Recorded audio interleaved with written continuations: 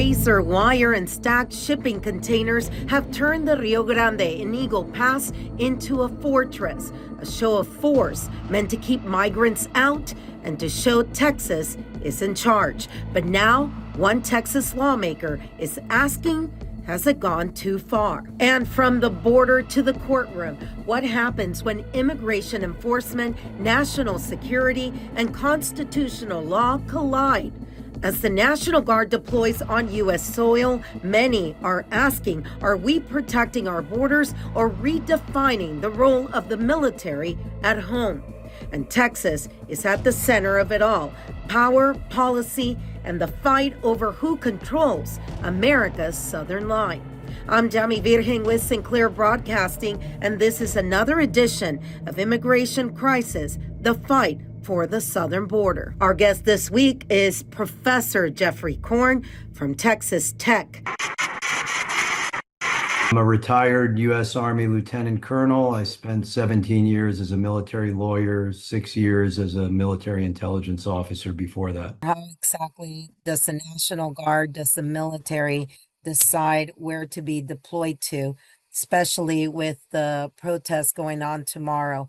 Right now, they're saying they're going to be deployed in Austin. They haven't said San Antonio. How do they decide?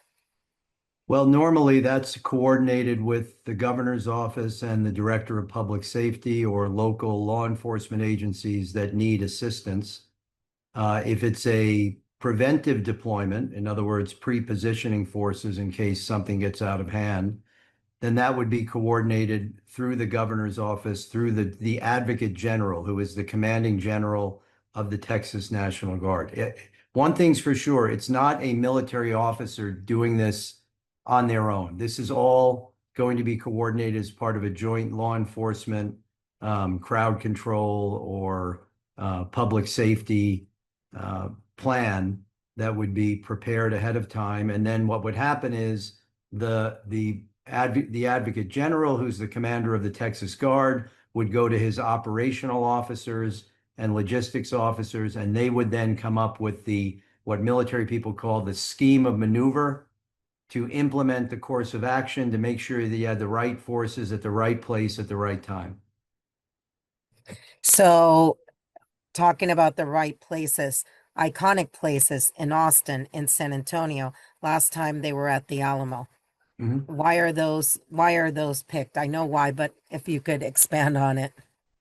Well, that's an intelligence function. That's trying to predict where flashpoints will most likely, where there's a highest risk of a flashpoint. I mean, ideally, if you're going to deploy National Guard forces, they're going to be bored because you're going to have peaceful protest or demonstrations, which is a right protected under the First Amendment, the freedom of assembly, the freedom to petition government with your grievances.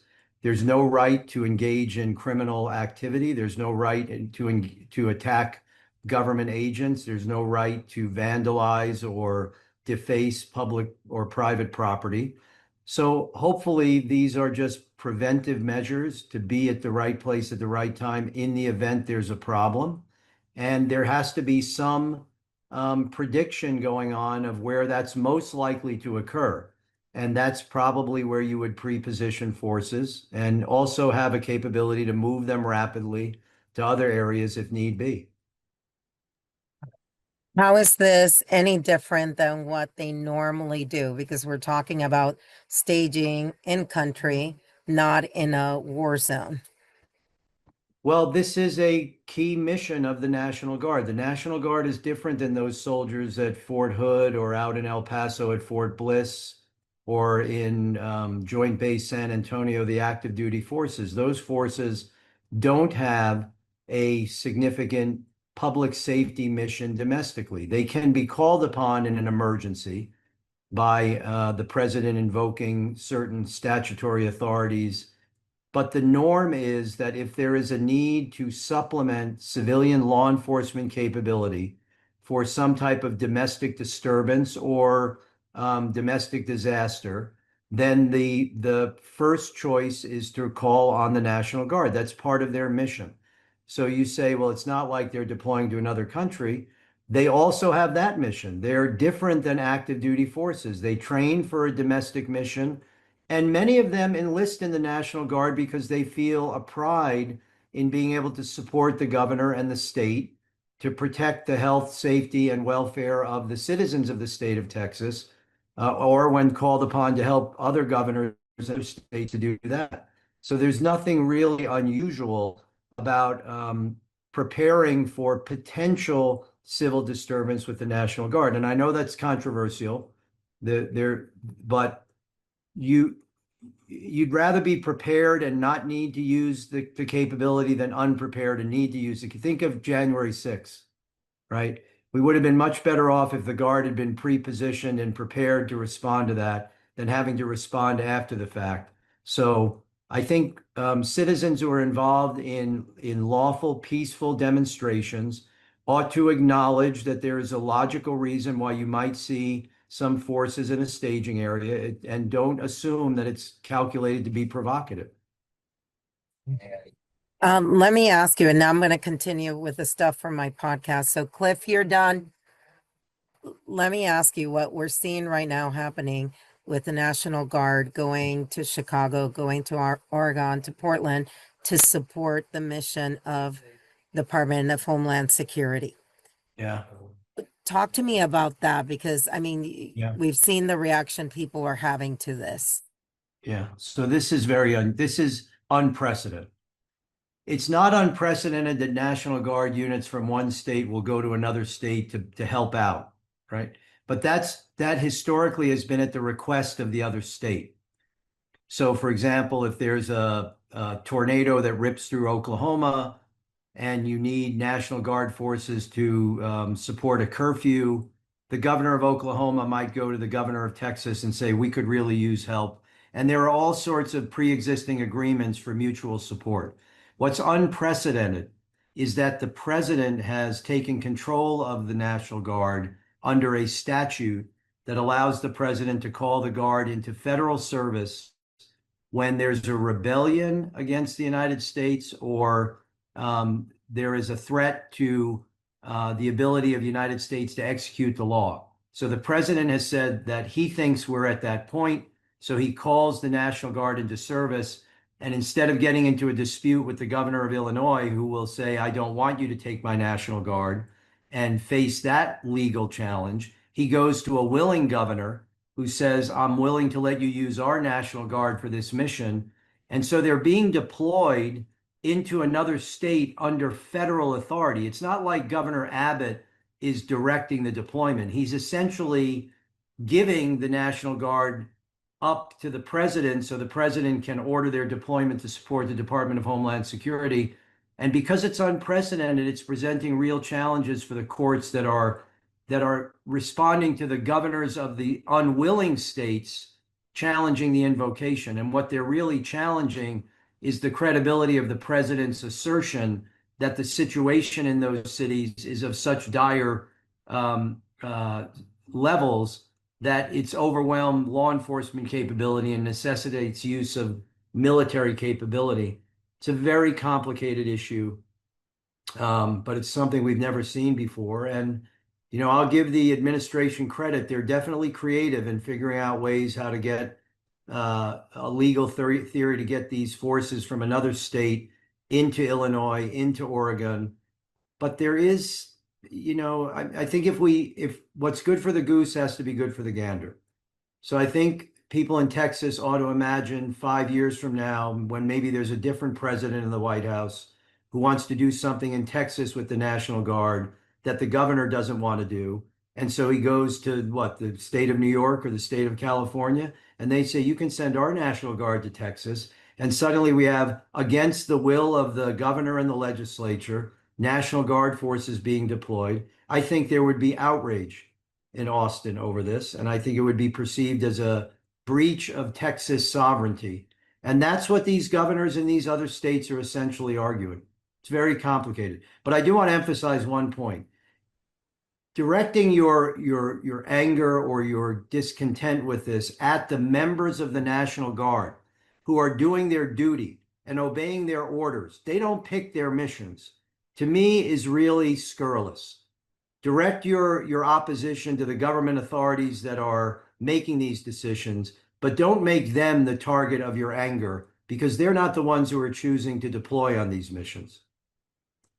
How difficult is it right now, do you think, for some, especially when you're moving the National Guard? And now we're hearing that they're moving Portland or Oregon National Guard down here to help with the border, and we're sending people up there to help with crime. I mean, it just doesn't make any sense. Well, the decisions to send the decision to send Texas Guard to Illinois and California Guard to Oregon makes a lot of sense when you recognize that the president was blocked in federalizing the National Guard of those states by judicial decisions. So you have a court order that says we're not going to let you call the Illinois National Guard or the Oregon National Guard into service. And the judge who issues that order, I think, never contemplated that the president might say, fine, I'll go to another state and get their National Guard, which now becomes another issue they have to deal with. Logistically, hey, you know what? In some ways, there's some value to it because the process of mustering and deploying is a training opportunity. So, I mean, you can look at this in a number of different ways. The military and the National Guard can do the missions they're given. They'll be able to do it. They'll figure it out. They'll get to where they need to be when they need to be there. Having said that, I think that there are probably members of the Guard, and I haven't spoken with any, but I'm guessing there are members of the Guard who said, I signed up to serve in Texas for a domestic problem, not in Illinois. So, we have to think of other consequences. Recruiting. Are people going to be less likely to sign up for the Guard because they're worried they're going to be sent all over the country whenever there's a dispute between the president and another governor? Maybe some people like that. Maybe some people don't like it. I don't know. I don't think getting them there and getting them back is really the issue. I think the issue is the legal question of whether this is a legitimate and lawful invocation of the authorities Congress has vested in the president to use the National Guard in response to a genuine domestic emergency. My last question to you would be, I mean, we have politics, we have sentiments, we all have our own feelings. We're the media. We're not supposed to have any feelings unless you're a commentator that makes $1 million a year. What's the job of the law? Lady, the justice always has that blindfold on her. Well, how's that going to work out? In this context, it's very clear. The Constitution vested Congress in Article 1, Section 8 with the authority to provide for calling forth the militia to repel invasion and suppress insurrection. That was given to Congress. Congress has exercised that authority by enacting federal laws that delegate to the president the authority to call the National Guard into federal service in response to an invasion or a rebellion or a disorder that disables the ability to enforce federal law. That's the authority the president is invoking. The job of the courts is to look at the invocation, look at the objective facts, and make an assessment of whether the president is acting consistent with the statutory authority or whether he's abusing the statutory authority by creating a pretext that doesn't exist. And the cases that he's lost so far have been based on judges saying, you have not persuaded me that the factual situation on the ground satisfies the emergency requirements that Congress contemplated when it gave you this authority.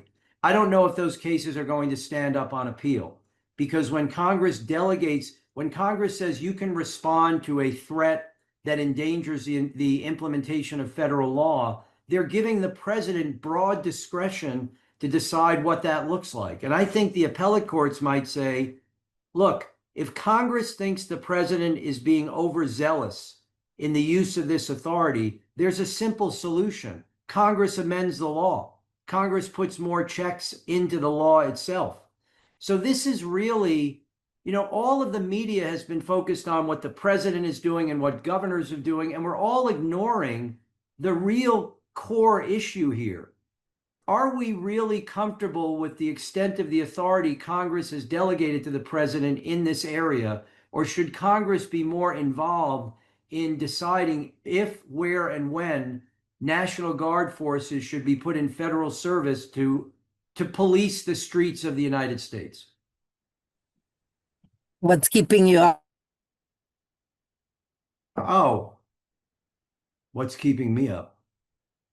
I mean, there's a lot going on in Texas. If you're in a public university in Texas, there are issues now on, the legislature's laws and the governor's orders related to things you're supposed to not say, and people are worried about academic freedom. And I've been a very vocal critic of the president's theories of legality for attacking these boats in the Caribbean, and have received a good bit of hate email from people who don't like the fact that I'm contradicting the position of the administration. I mean, it was Mark Twain's famous quote that was, patriotism is loving your country always and your government when it deserves it. And nobody can question my patriotism, my love of this country, what I devoted to this country.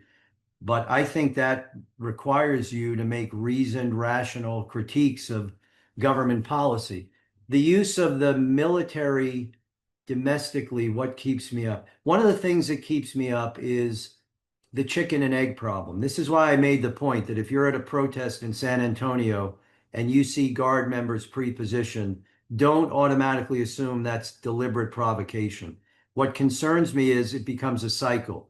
The more you put out on the street, the more anger there will be over it, the more confrontations will occur, which will provide more justification for it. And what historically has been a narrowly invoked exception, deploying military personnel to the streets of the United States as law enforcement agents, will slowly start to become more of an accepted norm. And that, to me, I think is very troubling. That's not the tradition of this country. I mean, part of the reason that the men who wrote the Declaration of Independence, people forget that was a grievance letter, right? The Declaration of Independence was a grievance letter to the king saying, here are the things we're complaining about. We need you to fix, or else we're going to have to declare our independence. And a major part of that was an overzealous use of the British military in domestic affairs. So it's inconsistent with our national tradition to make use of the military domestically the norm. We should see it as an exception. If that means you have to give civilian law enforcement more capability, more resources, fine. That's a legitimate debate to engage in. And that worries me a little bit, that as I've said a couple of times, you start to get the sense that the military has become one of the administration's favorite tools in the toolbox. And when your favorite tool is a hammer, guess what? Every problem starts looking like a nail. Well, I want to thank you. Thank you so much for doing this. And I know you talked real quick about the operations that they're doing right now in the Caribbean. Can I ask you before we end the conversation, the intelligence that's needed to determine that a boat that's out in the Caribbean, it's not fishermen, it's No, it's not it's beyond migrants. it's beyond that. It's the predicate issue, the initial question is it legitimate for the United States to say that the activities of a drug syndicate are an armed attack on the nation? And the government's theory, the administration's theory has been to analogize Tren de la Agua as to Al Qaeda because of the harm caused by drugs being smuggled into the United States. Now, I am not in any way underestimating that harm. I think they're a terrible group. I'm glad they've been designated a foreign terrorist organization. But to equate the harmful effects of narcotics being brought into the country by a group that's not trying to kill Americans, that'd be stupid. You want them to buy your product, right? To Al Qaeda that had the intent of killing and destroying Americans, to me is an invalid analogy. I don't think we're in common sense terms. I don't think it's legitimate to say we're at war with a drug cartel. We should be using law enforcement capabilities. We should never be even asking, are the members of that boat enemy belligerents or fishermen? We should be saying they're drug couriers. Let's interdict the boat, seize the narcotics, arrest the occupants, and bring them to justice. What we've been doing in the Caribbean for 30 years. If you want to read my thoughts on this, you can Google today. I have a post on, it's on a website called War on the Rocks. So just War on the Rocks in my name, and you'll get my analysis of this.